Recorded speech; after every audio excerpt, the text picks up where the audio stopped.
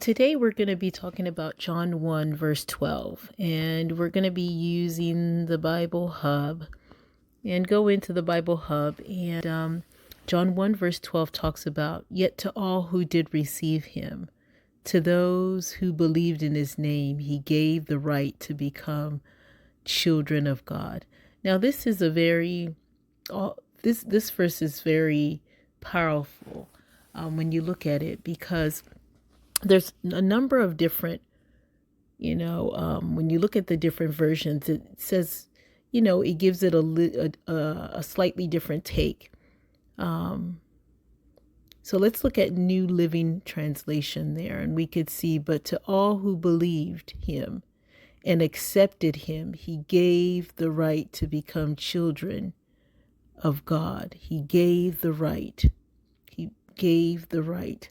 Let's look at, the Berean literal Bible version says, "But as many as received him, he gave them authority to be children of God, to those believing in his name." King James version says, "But as many as received him, to them he gave power to become the sons of God, even to them that believe on his name." So we can see some things here: right, authority, power.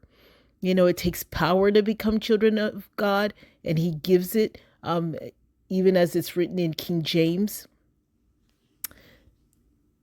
And then let's look at some other versions that we may come across. Amplified Bible version says, "But to as many as did receive and welcome him, he gave the right, the authority, the privilege to become children of God. That is, to those who believe in, adhere to, trust in, and rely on his name."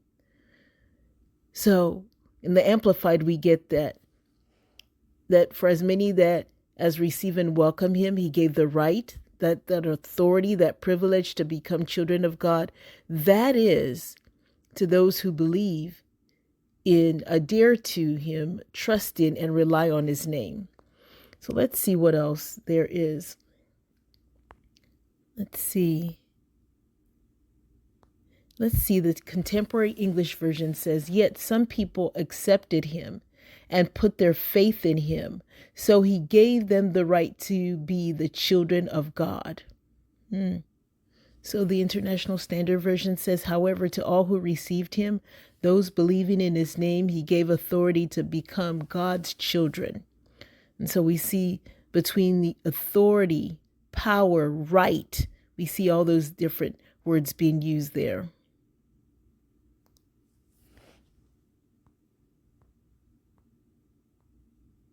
Let's look on and see what we have here. New Heart English Bible says, "But as many as received him, to them he gave the right to become God's children, to those who believe in his name."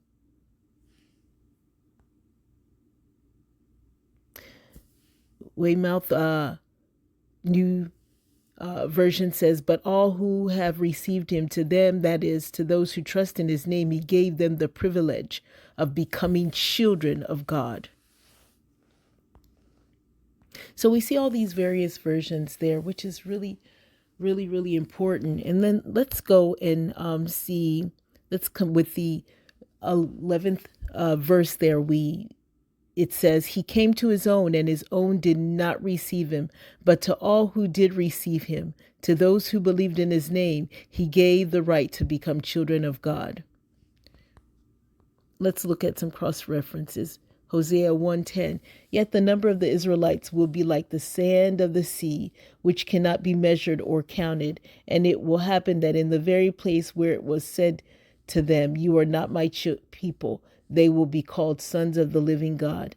John 1:7, "He came as a witness to testify about the light, to those that through him everyone might believe, so that through him everyone might believe."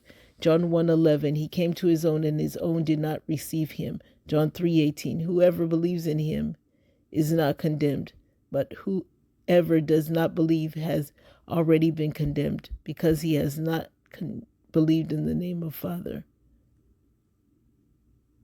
believed in the name of God's one and only Son." let's see, John 11:52, and not only for the nation, but also for the scattered children of God, to gather them together into one.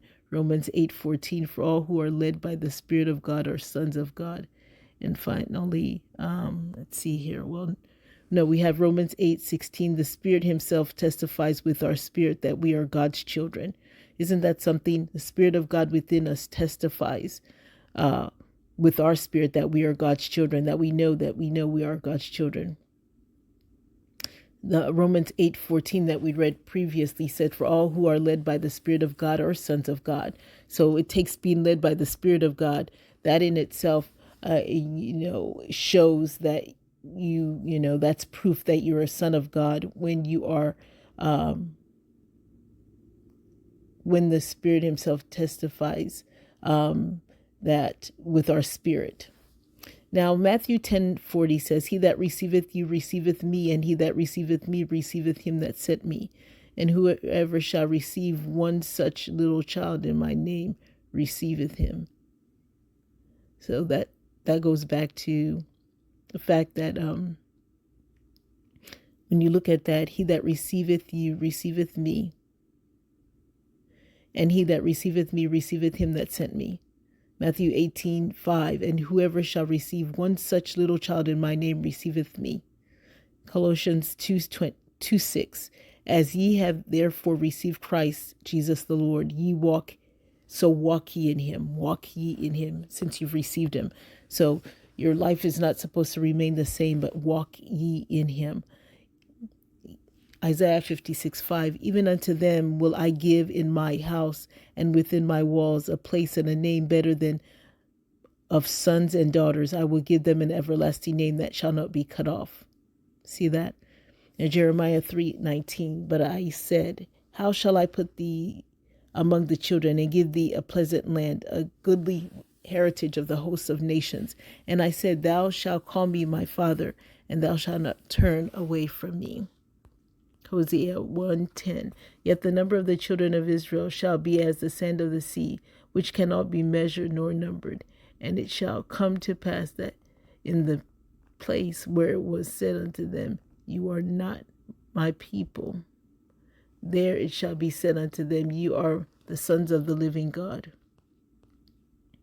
John 2:23, now when he was in Jerusalem at the Passover and the feast day, many believed in his name when they saw the miracles which he did. John 3:18, he that believeth on me is not condemned, but he that believeth not is condemned already, because he has not believed in the name of the only begotten Son of God. See, if you believe in him, you are safe, you are saved. But if you don't, you're already condemned, the Bible says. John 20:31, but these are written that ye might believe that Jesus is the Christ, the Son of God, and that believing ye might have life through his name. So this is John 1:2, and the cross references that we have we went through those cross references. And so tomorrow we will be going into John 1:13. Again, this is Dr. Joyce Arau.